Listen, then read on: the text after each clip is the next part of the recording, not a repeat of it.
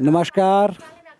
जैसे कि आप जानते हैं हम हैं इस समय जम्मू कश्मीर की चुनावी यात्रा पे और हम अभी हैं, क्या नाम है जगह का? शेखपुरा। गुच्चन शेखपुरा। ओके, हाँ, ओके। तो ये अनंतनाग के डूरू कॉन्स्टिट्यूंसी में आता है शेखपुरा। और यहाँ पे हम एक गांव में बैठ कर के कुछ लोगों से बात कर रहे हैं। हम जानना चाहते हैं यहाँ पे लोगों के क्या सोच है आने वाले इलेक्शन को लेके, जो कि कल ही हो रहे हैं यहाँ पे फर्स्ट फेज़ में, और किस तरह का माहौल यहाँ पे इलेक्शन को लेकर के है इस समय।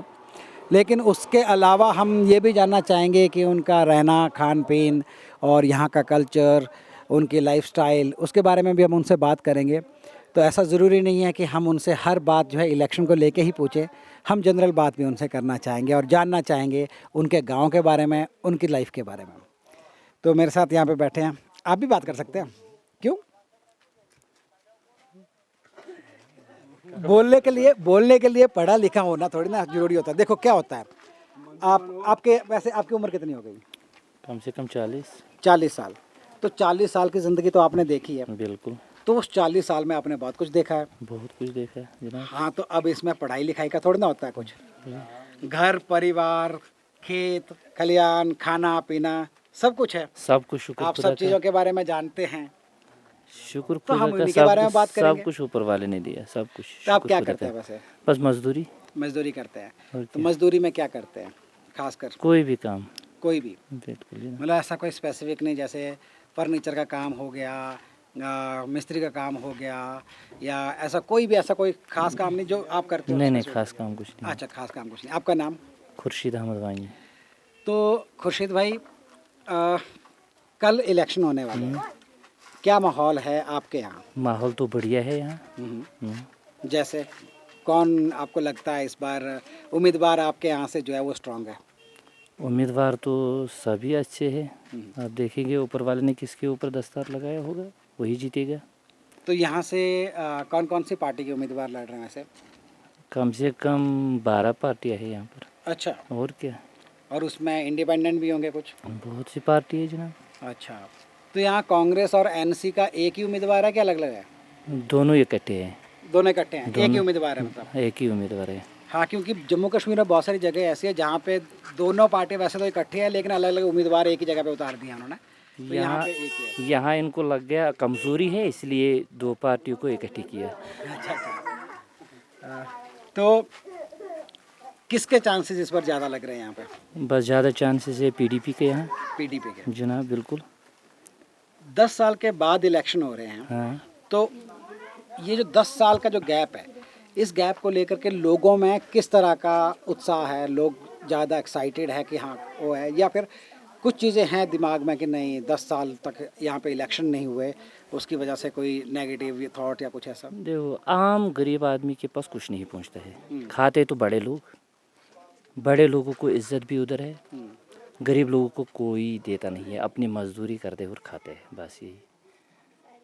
गवर्नमेंट बहुत कुछ देता है, बहुत कुछ फंड्स आते भी है, मगर खाते हैं खाली बड़े लोग, और जो इनके साथ चोर बड़े बड़े होते हैं वही चोर खाते हैं। अच्छा, तो यहाँ पे मेरे लेफ्ट साइड में भाई साहब बैठे हैं, इनसे जानना चाहेंगे। भाई साहब, आपका नाम? मंजूर अहमद। मंजूर भाई, कौन से ऐसे मुद्दे हैं यहाँ पे आपको लगता है जिसके बारे में कि आप वोट डालने से पहले सोचते हैं कि हाँ भाई ये मुद्दा हमें उठाना है और जो हमारा नेता बनेगा उसको हम बोलेंगे कि ये काम करना है यहाँ पे? यहाँ के अस्पताल डालना है, डिस्पेंसरी डालना है, बाकी मतलब रोड, पानी। यहाँ तो रोड की बहुत प्रॉब्लम है, गाड़ी नहीं मिलती इधर, मतलब पानी की दिक्कत है, यही आता है ज़्यादा। और जो यंगस्टर हैं उनके लिए नौकरियाँ वगैरह का क्या है? नौकरी तो इधर मिलती ही नहीं है। जहाँ जो पढ़ाई भी करते हैं कोई लड़का, उनको भी नहीं मिलता है नौकरी, मतलब कुछ नहीं देता इधर। तो आप क्या करते हैं? हम गाड़ी चलाते हैं। गाड़ी चलाते हाँ, गाड़ी चलाते हैं यहीं पे लोकल? नहीं, हम बड़ी गाड़ी चलाते हैं बाहर। बड़ी गाड़ी? बड़ी गाड़ी कहाँ पे? हम जाते उधर यूपी, बनारस, हरियाणा, अच्छा महाराष्ट्र, राजस्थान, अच्छा अच्छा, मतलब अलग अलग स्टेट में जाते हैं। ठीक है। तो ये तो बहुत इंटरेस्टिंग बात आपने बोली। तो मैं ये जानना चाहूँगा, जब आप दूसरे स्टेट में जाते हैं यहाँ से बाहर, तो किस तरह का रवैया लोगों को रहता है जब उनको पता चलता है कि आप कश्मीर से आए हैं? हाँ बढ़िया, उधर तो कोई दिक्कत नहीं होता है, कोई दिक्कत कोई दिक्कत नहीं होता, बढ़िया मतलब मिलता है उधर, रिस्पेक्ट मिलता है हमको। हाँ कोई बीच की आवाज़ नहीं आना चाहिए। अच्छा, क्या हो गया? मैं बोलूँगा फिर बाद में आपका ले लो इंटरव्यू। नहीं नहीं, मैं वो लोग पूछ रहा हूँ उधर सब ठीक है? हाँ हाँ, इनका अपना मसला है। अच्छा अच्छा। तो जब आप जाते हैं तो आप क्या जनरली गाड़ी में आप क्या लेके जाते हैं? इधर हम सेब भी लेते हैं, मतलब ज़्यादा तो सेब ही निकलता है इधर, सेब अखरोट वखरोट। हाँ। अच्छा। तो मार्केट कैसी है यहाँ से बाहर ले जाके सेल करने? यहाँ से मतलब मार्केट बाहर तो जैसे लाग लगती है, मतलब खेतों में बाग को, मगर उधर मार्केट नहीं ज़्यादा मिलता है। हाँ उधर तो मतलब कम रेट मिलता है सेब का, जितना उसमें खर्चा आता है उससे कम मिलता है उधर से। सेब का मतलब मार्केट बाहर से कम आता है। हाँ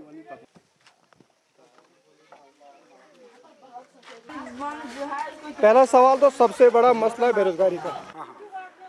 जो यहाँ नौजवान पढ़े लिखे हुए हैं उनको रोज़गार नहीं मिलता। उनका रोज़गार तो ज़रूरी है, जो सुबह से शाम तक इंसान मजदूरी करता है अपने बच्चों के लिए, उनका पढ़ाई के खर्चे के लिए। जब वो पढ़ाई में फिलफिकुस हो जाता है तो उनको रोज़गार नहीं मिलता है, तो वो खुदकशी करने के पीछे लगते हैं, ड्रग्स करने के लिए पीछे लगते हैं। उनका कोई मसला नहीं होता है। और दूसरी सवाल, यहाँ पर जो महंगाई है इसको थोड़ा कम होना चाहिए। जो गरीब तबका है दिन को कमाते हैं, और कहाँ से वो इतनी फीस, बिजली का, पानी का, जो राशन का, गैस का इतना बड़ा मसला है, ये थोड़ा कम होने चाहिए। और तीसरा मुद्दा ये कि डेवलपमेंट, आप खुद देख लीजिए, अब यहाँ रोड, सबसे बड़ा मसला रोड का है। पिछले 70 सालों से यहाँ का तो रोड नहीं बना हुआ है। इसका मसला होना चाहिए, डेवलपमेंट का मसला होना चाहिए। जो यहाँ के यूथ का मसला है सबसे बड़ा, बेरोज़गारी का, डेवलपमेंट का और महंगाई का, बस इन 3 चीज़ों पर जो खड़े हो जाएंगे तो नेता तो चुनना ही चुनना है। हर किसी को अपना अपना, वो किसको डाले, किसको नहीं डालेगा, तो कोई ना कोई बन जाएगा। तो एक ना एक तो चुनना ही है, चाहे वो किसी पार्टी का भी हो। लेकिन उसको सोचना चाहिए नौजवानों के बारे में, बेरोज़गारी के बारे में, डेवलपमेंट के बारे में, महंगाई के बारे में। तो सबसे बड़ा मसला यही है। और यहाँ पर एजुकेशन को लेके क्या है, स्कूल वगैरह सब ठीक है, किस तरह का है? एजुकेशन तो फ़िलहाल तो ठीक ही है, लेकिन थोड़ा मसला है। जो आज के नौजवान हैं नशे में मुलतवा हो चुका है, वो जो नशे के अंदर, खुदकशी के अंदर, ये तो मसला है। एजुकेशन के बारे में आपने पूछा है सवाल, लेकिन जो नौजवान यहाँ पढ़े, मैंने आपको पहले ही कहा था कि जो पढ़ा लिखा है आदमी है उसको रोज़गार मिलने चाहिए, तभी एजुकेशन सोल्व हो जाएगा। आपका कहना है कि जो नौजवान है इस टाइम पे वो कहीं ना कहीं नशे की तरफ भी जा रहा है, तो यहाँ पे नशा है, फैल गया है? फैला हुआ था, लेकिन ये तो खुशकिस्मती है कि जो यहाँ के जो जे.एंड.के पुलिस जो है वो काम कर रहा है। उनका भी शुक्रिया करता हूँ, वो काम कर रहा है, लगे हुए हैं वो बेचारे भी। लेकिन थोड़ा थोड़ा तो अभी भी है, लेकिन ये ख़त्म होना चाहिए ना। नौजवान रोज़गार की तरफ मिलनी चाहिए, उसको अपने हुकूक मिलने चाहिए, चाहे वो किसी का भी हो, तो उसका अपना हक मिलना चाहिए। आपका नाम? मोहम्मद रफ़ीक है। तो रफ़ीक भाई, इसके अलावा गांव में इस समय क्या हाल है? बाकी सब ठीक है, फसल कट रही है, धान आने वाले हैं, तो आपके यहाँ भी ऐसा है कि धान बेचते भी है या सिर्फ घर के लिए होते हैं? नहीं, खाली घर के लिए। हाँ, बेचने के लिए कुछ नहीं है, खाली घर के लिए है। तो फसल कैसी है इस बार? इस बार तो थोड़ा गर्मी ज़्यादा बढ़ गई है, थोड़ा कम ही है फ्रूट सीजन जो सेब होता है वो कम ही है। शुक्र है अल्लाह ताला का भी उसका भी। और अखरोट वगैरह? अखरोट तो ठीक है। अखरोट ठीक है। हाँ चलो अच्छा है, फसल अच्छी होनी चाहिए, घर के लिए आना चाहिए। हाँ, अगर फसल तो ठीक है अभी, शुक्र है अल्लाह ताला का। तो हम रफ़ीक भाई से बात कर रहे थे और ये हमें बता रहे थे कि यहाँ के क्या क्या मसले हैं यहाँ के गांव के, जिसमें सड़क, बिजली, पानी, जो आम जन के लिए जो एक बेसिक एमिनिटीज़ या बेसिक जो आधार सुविधाएं जिनकी हम बात करते हैं, वो मुख्य मसले वही यहाँ पर भी हैं, इस गांव में भी है। और लोगों के अंदर इस बात को लेकर गुस्सा है कि पिछले 70 साल में यहाँ कोई विकास नहीं हुआ और यहाँ पे जो भी नेता जीतते रहे हैं आज तक, उन्होंने उस हिसाब से विकास नहीं किया, कुछ काम नहीं किया। और उम्मीद है कि इस इलेक्शन में जो भी जीतेगा शायद वो कुछ करे। तो इसी उम्मीद के साथ इस बार वोटिंग यहाँ पे होने जा रही है। कल यहाँ पे वोटिंग होगी। जम्मू कश्मीर की वोटिंग का ये पहला चरण है। पहले चरण की वोटिंग कल 18 तारीख को होने जा रही है, 18 सितंबर को। इसके बाद दूसरे चरण में वोटिंग होगी जो 25 सितंबर को होगी, जो बाकी एरियाज़ में होगी। अभी हम हैं अनंतनाग डिस्ट्रिक्ट में और अनंतनाग डिस्ट्रिक्ट की ये है डूरू विधानसभा। तो डूरू विधानसभा में हम लोगों से बात कर रहे हैं। यहाँ बहुत सारे और यंग लोग हैं जिनसे हम बात करना चाहेंगे। जी आप बताइए। आइए आइए आइए, बोलो बोलो। क्या नाम आपका? मंसूर अहमद। तो मंसूर, आप क्या कहना चाहेंगे इस इलेक्शन के बारे में? इलेक्शन के बारे में क्या बोल सकते हैं, ये तो जिसके ऊपर वाले ने जिसके हक में लिखा होगा जीत, वो तो जीतेगा। तो कौन सा कैंडिडेट आपको लग रहा है यहाँ से स्ट्रांग है? स्ट्रांग तो कांग्रेस है, कांग्रेस स्ट्रांग लग रही है, तो वो बहुत ज़्यादा स्ट्रांग लग रही है। यहाँ पे तो कम से कम 12 चुनौतियाँ हैं, 12 लोग जो इलेक्शन में हिस्सा ले रहे हैं, उनमें से सबसे ज़्यादा लग रहा है कि कांग्रेस जीतेगी। और जैसे कश्मीर रीजन में पीडीपी ज़्यादा स्ट्रांग रही है हमेशा, तो इस बार पीडीपी का नहीं आपको लग रहा? नहीं, यहाँ पे तो एक्चुअली ये बात है कि इस कॉन्स्टिट्यूंसी में उतना पीडीपी ने कुछ नहीं किया है। मतलब नीचे अगर आप जाओगे, वो उधर बहुत सारे पीडीपी के, यहाँ पे उतना कुछ खास हुआ ही नहीं। इसकी वजह से यहाँ पे पीडीपी नहीं आ सकती है। फिर उसके ऊपर है, ऊपर वाले के हाथ में है। क्या ये तो ऊपर वाले के हाथ में ये खेल होता है, इसके बारे में हम कुछ नहीं बोल सकते। एक रफ़ीक भाई कुछ बोल रहे थे पीडीपी को लेके, एक मिनट आगे आइए जरा। आप कुछ बोल रहे थे कि पीडीपी का चांसेस क्यों नहीं है इस बार यहाँ पे? 2014 में पीडीपी को सम्मत जो सीटें मिली है 28 सीटें, तब उन्होंने वादा किया है कि हम उस पार्टी को रोकेंगे। तो लास्ट में वही फैसला हुआ है जो उन्होंने गठजोड़ किया। तो आज 10 साल के बाद आप खुद ही देख लीजिए कि 10 सालों में तो अभी डेवलपमेंट नहीं हुआ है, बेरोज़गारी बढ़ गई है। तो इसलिए लोग नाराज़ है पीडीपी के से और शायद वो नकारेंगे इसको। मतलब पीडीपी का बीजेपी के साथ मिलकर सरकार बनाना, उसको एक तरह से धोखे की तरह देखा जाता है। धोखा दिया है उसने, धोखा तो मिल गया है तो कश्मीरियों को। खैर पीडीपी और बीजेपी का गठबंधन जो था, उसमें सिर्फ कश्मीर के लोग ही धोखा नहीं सोचते हैं, बाकी लोग भी धोखा सोचते हैं। कि जहां बीजेपी जम्मू में स्ट्रांग थी, वो जम्मू वालों को बोलती थी कि पीडीपी अच्छी नहीं है, बीजेपी बोलती थी। तो पीडीपी के साथ गठबंधन करने की वजह से वो नाराज़ हो गए और यहाँ वाले इस वजह से नाराज़ हो गए कि इनको वो बोलते थे बीजेपी अच्छी नहीं है, पीडीपी उनको सबको। तो फिर बीजेपी के साथ गठबंधन किया तो सब उस बात से नाराज़ हो गए। वोट बटाने के लिए तो कर रहे हैं वो, बीजेपी तो जम्मू में कर रहा है, यहाँ तो पीडीपी कर रहे हैं, तो आपस में मिले हुए हैं। अच्छा, आपको क्या लगता है इस बार पूरे कश्मीर में, अगर हम कश्मीर रीजन की बात करें, तो पीडीपी का कहीं कोई चांस बनता है कि कुछ सीटें लेके आए? कुछ सीटें तो ले जाएंगे, जहाँ जहाँ उनका है कुछ तो वहाँ मिलेगा। एक भाई हमारे साथ है, आप यहाँ आइए। आपका नाम? जी गुलजार अहमद। गुलजार भाई, आप बोल रहे हो कि कितनी 4-5 सीटें ले जाएगी पीडीपी? 4-5 सीटें, उससे ज़्यादा नहीं लेगी। मतलब ऐसा आपको क्यों लग रहा है? लग रहा है ना, उसने धोखा दिया है कश्मीरियों को। अच्छा। हाँ, बहुत धोखा दिया है कश्मीरियों को। खून खराबा करवाया 14 से इधर, अच्छा। पलट लाया है कश्मीर में, लोगों को मरवाया है। इसी वजह से उनको लोग वोट नहीं डालेंगे।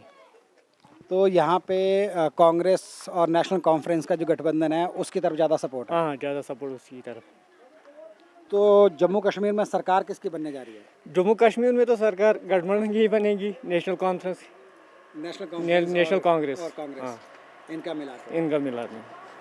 तो एक सर है यहाँ पे, इनसे बात करना चाहेंगे हम। मैं उधर दूसरे गांव का है, मैं यहाँ कुछ नहीं बोल, मुझे तो पता ही नहीं यहाँ क्या है। हम तो तो क्या गांव की बात कर ही नहीं रहे हैं, नहीं, हम वो तो नहीं। आपकी बात कर रहे हैं। नहीं, आप नहीं। अपने हालचाल बताइए बस। हमें क्या पता इधर क्या माहौल है, हमें हमें कोई आपके पता। हालचाल, आपकी तबीयत, हम बहुत दूर के हैं, यहाँ आए हैं। आपकी अपनी हमारे तबीयत। लड़की, हमारी लड़की है इधर, मैं अच्छा, इधर नहीं, आया मैं हूँ। तो ये पूछ रहा हूँ आपकी अपनी तबीयत ठीक है? नहीं सर, इंशाल्लाह ठीक ही है। हाँ, तो हम तो इसी बारे में बात कर रहे हैं, बाकी का क्या है? अच्छा, आप कहाँ के रहने वाले हैं? हम संगलदान के रहने वाले। आप अच्छा रामबन के? हाँ, रामबन में निकल गया। रामबन डिस्ट्रिक्ट के साथ। रामबन में किसके चांसेस बार? कोई बात नहीं सर, उधर कोई पता ही नहीं लगता है क्या है तो क्या नहीं। कल तो खूब शोर मचा हुआ था और परिहार का काफ़ी चल रहा था नाम। कोई पता नहीं, मुझे 2-4 दिन हो गए इधर ही, आज तो क्या पता। आज मैं वापस जा रहा हूँ, कोई पता नहीं अब क्या है वो क्या नहीं। खैर चलिए, वैसे कल वहाँ पे 3 वो हुई है, रैलियाँ हुई है। भाजपा की रैली हुई है, अमित शाह आए थे, ठीक है। उमर अब्दुल्ला की रैली भी वहाँ पे हुई है और वहाँ के जो मगर मैं इंडिपेंडेंट गया ही नहीं, उम्मीदवार है मुझे उनकी भी अपने घर में ही प्रॉब्लम था तो मैं गया ही नहीं, तो कोई पता नहीं क्या है तो क्या नहीं। थी। अच्छा अच्छा, हाँ, ठीक है, ठीक जो क्या है। और बोलेंगे ये हैं। नाक में क्या हुआ? ये ऐसे ही अखरोट तोड़ रहे थे ना, अच्छा। वहाँ टाली के साथ लगा था। हाँ ठीक है, ठीक है। थोड़े सोजिश आ गई है, दवाई वगैरह हाँ, आ ले गया लीजिएगा। उसी साथ। वो परसों मैंने अखरोट उतारे ना, वहाँ लगी कहीं टाली के साथ। ठीक है। और बच्चों, आपके क्या हाल है? बढ़िया। स्कूल जाते हो? कौन सी क्लास में हो? फोर्थ में। 4th में? और आप? थर्ड। 3rd? ये तो भाग गया। अरे आप भी बता दो कौन सी क्लास में हो? थर्ड। 3rd में। क्या नाम है आप लोगों के? मेरा नाम है मोहम्मद अयान डार। और आपका? ये क्या बोलेगा? रोशन तारिक डार। इनको पता है ये क्या बोलेगा? और इनको आपका सियासत का पता है कुछ? नहीं, इनसे सियासत नहीं पूछ रहे हम पूछ रहे हैं आपकी पढ़ाई कैसी चल रही है? कैसी चल रही है पढ़ाई? अच्छी चल रही है। कोई पढ़ा लिखा से बात करो, वो बोलेगा आपको क्या बात है। पढ़ा लिखा से पढ़ा लिखों के साथ बात करो, हाँ जी। वो बोले कश्मीर की हालत क्या है, मोदी ने क्या किया कश्मीर को, वही बोलेगा। तो आपसे बात कर लेते हैं, आप बताइए थोड़ा बहुत कि क्या हालात है। क्या ना आए बने वंशी आप भी बता दीजिए थोड़ा बहुत। ठीक है, आप लोग बात करेंगे? आप आ जाइए, आप बात कर लीजिए। बोलते नहीं है, सुनते नहीं है। अच्छा अच्छा, तो और कौन है? आप आओ बेटा। तो खैर शेखपुरा, राइट नाम यहाँ का। शेखपुरा से हम बात कर रहे हैं और लोगों से, हमने कुछ लोगों से बात की यहाँ पे, और यहाँ के लोगों के क्या विचार है और यहाँ पे किस तरह की समस्याएं हैं उसके बारे में हमने बात की। एक मिनट आइए ज़रा। हाँ, ये भाई हमारे और कुछ बात करना चाहते थे, इनसे पूछ लेते हैं। बेसिकली बात यह है कि जो 370 हमारा तोड़ दिया गया है वो हमें वापस चाहिए। तो इन पे इस बात पे हमने बहुत सारी डिमांडें की थी कि 370 जो हमारा हटाया गया है ये हमें वापस चाहिए। मैं एक्चुअली आपसे ये सवाल करने वाला था पहले, पर फिर मैंने बोला कि नहीं करता हूँ, क्योंकि कभी कभी क्या होता है, कुछ सवाल ऐसे होते हैं जो दर्द दे जाते हैं, तो फिर इंसान थोड़ा सा डिस्टर्ब हो जाता है, इसलिए मैं नहीं पूछ रहा था। पर कितना फ़र्क पड़ा है 370 के अमेंडमेंट से यहाँ? बहुत ज़्यादा, बहुत ज़्यादा, बहुत ज़्यादा, बहुत ज़्यादा, बहुत ज़्यादा, बहुत ज़्यादा, बहुत ज़्यादा। ये कश्मीर का हक है। जिस दिन ये उठाया गया हमें कुछ पता ही नहीं चला इस बात का। और 2019 5 अगस्त था उस टाइम जब ये हटाया गया है। तो उस टाइम बोला था कि कुछ राजनाथ और पीडीपी की कोई मीटिंग हो रही है, उस समय ये उनकी ये बातचीत करेंगे, किया था, ये बातचीत हो जाएगी। तो उसके बारे में हमें कुछ पता ही नहीं था जब ये हटाया गया 2019 में। मैं ये भी सवाल पूछना चाहूँगा जो इन्होंने बात कही अभी, कि उस टाइम पे इंटरनेट, फ़ोन सर्विसेज सब यहाँ पे बंद था। बंद थी बिल्कुल। तो किस तरह के हालात उस टाइम पे रहे? वो 6 महीने के लिए तो पूरा ही बंद था ना? बहुत खराब हालत। कम से कम 2016 से यहाँ पे बराबर 2020 तक नेट बंद था। अच्छा, 4 साल कभी मतलब नेट खुला ही नहीं। 4 सालों में, 4 साल में नेट खुला ही नहीं। ये कश्मीर का हक है अपना, अपना 370 हक है। ये पुराने जो हिंदुस्तान के लीडर थे बहुत अच्छे थे, उन्होंने रखा हमारे लिए कश्मीर का ये हक था 370, इन्होंने क्यों तोड़ा ये? अगर इनमें कोई फ़ायदा नहीं है हिंदुस्तान का, अगर हिंदुस्तान समझता है कश्मीर हमारा ताज है, अगर ताज है कश्मीर तो 370 क्यों हटाया? तो 370 का हटना भी एक कारण है कि पीडीपी को इस बार कश्मीर में सपोर्ट नहीं मिला। कश्मीर को किस पार्टी को सपोर्ट मिलेगा किसको नहीं मिलेगा वो ऊपर वाला जानता है। देखो जिसके सर पर ताज बंधा हुआ है वो ऊपर वाला बांधेगा, लोगों का हक है वोट डालना, फिर किसके हक में जाएगा किसके हक में वो ऊपर वाले को पता है। लीडर तो चुनना है, मगर अगर कश्मीर हिंदुस्तान का ताज है तो 370 क्यों तोड़ा? क्या कारण है इसका? नहीं, मेरा सवाल आपसे ये था कि पीडीपी और बीजेपी की सरकार मिलकर सरकार बनी थी और फिर वो गठबंधन टूटने के बाद फिर 370 हटाया गया, तो क्या उसमें वो एक कारण है कि पीडीपी को इस बार यहाँ पे सपोर्ट नहीं मिल रहा? उनको सपोर्ट मिले या ना मिले, हमको कश्मीरी को 370 वापस चाहिए, बस यही डिमांड है हमारी। फिर कश्मीर क्यों नहीं वोट डालेगा? पूरे अक्सरियत के साथ वोट डालेगा कश्मीरी। किस पार्टी को डालेगा किस पार्टी को डालेगा वो जल्दी रिजल्ट उसका निकलेगा, मगर हम कश्मीरी को चाहिए 370 वापस। देखो हमारी देखो आज से 3 साल पहले देखो उर्दू में दिक्कत आते थे। पहले बंद कर लो ये और करी ये में से भाई वन से पात वही से कोशिश पर किया पहले ऐसे 8 मिनट देखो बात करियो यमुची मीडिया वर वनुस 370 छाइस हाथ पनो वापस के ना आमिर कैच पर से यम छे पे चाल ले आप कहां से आया? हम हिमाचल से आए हैं। हिमाचल से? हाँ जी, हाँ जी। किसने भेजा आपको? हमारा अपना एक चैनल है, हमें किसी ने नहीं भेजा है, हम लोगों से बात करते हैं बस। इस चैनल को किसके साथ रखता है? ये हम मेरा ही चैनल है अपना अकेला, हम किसी पार्टी से नहीं जुड़े हैं। अच्छा। हाँ, हमारा अकेला चैनल है, यूट्यूब पे चैनल है और हम उसके बारे में लोगों से मिलकर के बात करने आए हैं कि क्या इस समय यहाँ पे इलेक्शन का क्या माहौल है। इलेक्शन तो माहौल ये है, जो कश्मीर है यहाँ से मोदी साहब ने वो दफ़ा 300 भी बढ़ाया, गुर्बत यहाँ से लाया बहुत, कश्मीर की लूख यहाँ से इस वक्त सब बेकार है, सब चीज़ यहाँ से बेकार होगा। अगर मुझे 370 वापस मिलेगा, अपना स्टेट वापस मिलेगा, हम इसी को वोट डालना है। जो 370 वापस देगा, अपना ये वापस देगा मिलेगा तो हम इसके साथ वाबस्ता है। जो हमें साथ ये जुल्म किया, इस वक्त यहाँ से जुल्म चलती है। गैस को 300 में पहले आती है, आज तो 1400। बिजली फीस तो यहाँ से 300 में बिल आती है, आज तो 1400-1500। वो पानी का फीस होगा, उसमें बहुत महंगाई है। चावल तो एक ट्रक मिलता 5 किलो में। ये मोदी साहब का खार है। मुझे ये इसको बताओ, मुझे मोदी साहब को बताओ, ये से जुल्म मत करो। हम तो यहाँ से अनपढ़ आदमी हैं, हम तो गरीब आदमी हैं, इतना जुल्म मत करो कश्मीर पर।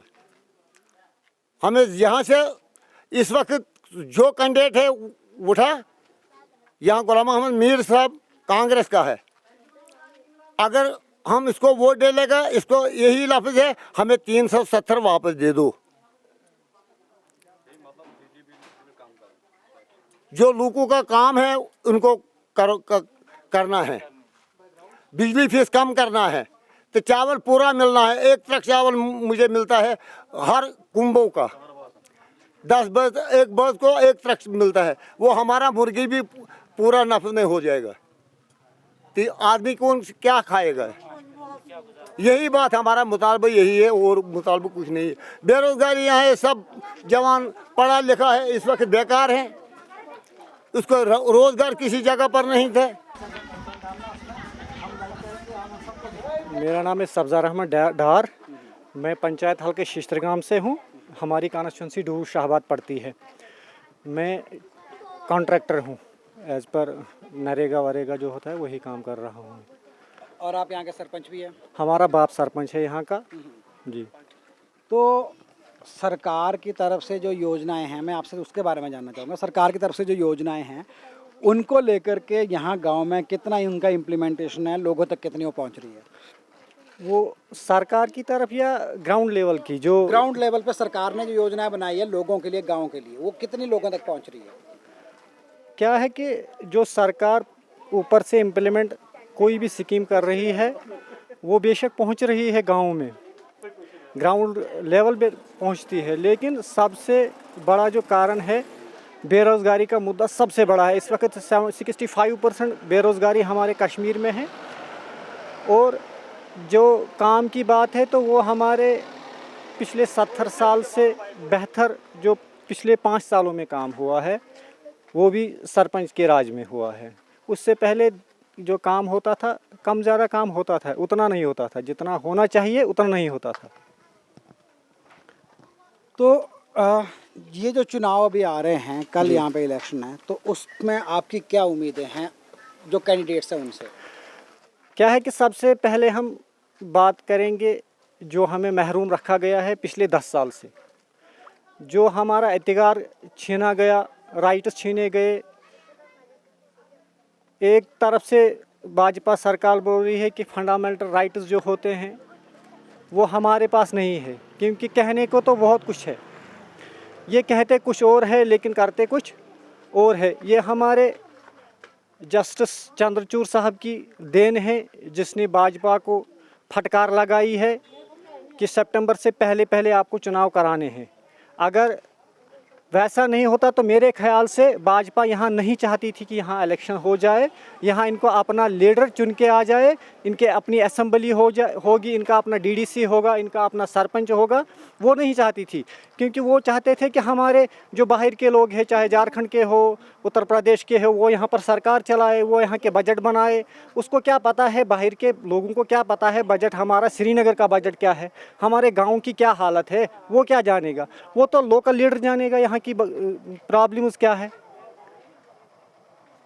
और रही बात हमारी इस कॉन्स्टिट्यूंसी का इलेक्शन की, मेरे ख्याल से आज हमें सब लोगों को मिलके हमें उस पार्टी को वोट देना है जो हमारे बेरोज़गारी का मुद्दा उठाए, जो हमारे स्टेटहुड का मुद्दा उठाए, जो हमारे बिजली फीस जो है इस वक्त आसमान छू रहा है, महंगाई जो है वो भी आसमान छू रही है। आप देखिए पिछले सरकार, कांग्रेस की सरकार में 400 का सिलेंडर आज वो 1200 पे पहुंच गया है। हमारी बिजली फीस, ये एक छोटा गांव है, ये सबसे गरीब गांव है, इसमें 160 रुपया बिजली फीस था, वही आज पहुंच गया है 1500 तक। एक आम इंसान अफोर्ड नहीं कर सकता है कि 1500 वो बिजली बिल भर सकता है। और लाइट भी वो आती है 24 घंटों में, सबसे ज़्यादा अगर मानेंगे तो 4 या 5 घंटों से दिखती है बिजली, उसके बाद हमें दिखती नहीं है। ऊपर तो हमारा अपना जो प्रोजेक्ट हैं, पावर प्रोजेक्ट है, वो तो सरकार ने हमें छीन लिए हैं। अगर हमें उतने ही वो देते पावर प्रोजेक्ट्स तो हमें कश्मीर उसी पर चलता, अपने पावर प्रोजेक्ट पर चलते थे। लेकिन क्या है कि हमारी बदकिस्मती है, हम पिछले 10 साल से महरूम हैं अपने सरकारों से, अपने जो नुमाइंदे हैं हमारे, उनसे हम महरूम रखे गए हैं, ताकि ये कश्मीर को दबाया जाता है। इनका मकसद ही है कि कश्मीरी लोगों को दबाया जाता है। एक तरफ से कहते हैं कि ये जो कश्मीर है वो हिंदुस्तान का ताज है, बेशक हिंदुस्तान का ताज है कश्मीर, लेकिन अगर ये अटूट अंग कहते हैं, ये अगर अटूट अंग है कश्मीर, तो अगर जिस्म में किसी चीज़ को भी कोई ज़ख्म पहुंचता है तो दर्द तो पूरे जिस्म को होता है ना, तो तब तो वैसा होना चाहिए, वैसा तो दिखता ही नहीं है ग्राउंड पर।